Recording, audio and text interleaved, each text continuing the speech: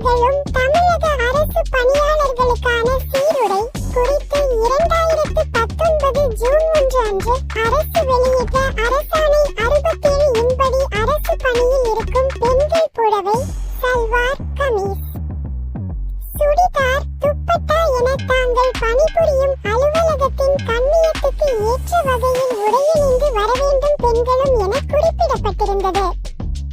அரசு பள்ளியில் பணிபுரியும் அரசு ஊழியர் என்கிற வகைமைக்குள் அடங்குவர் என்பதால் ஆசிரியைகளும் சுடிதார் அணிவதில் தடையில்லை.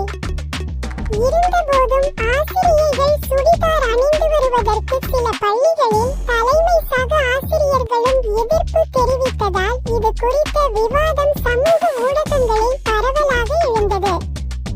புடவை அணிந்தால்தான் ஆசிரியைகளுக்கும் மாணவர்களுக்கும் வித்தியாசம் தெரியும் என சிலர் வாதிட்டனர்.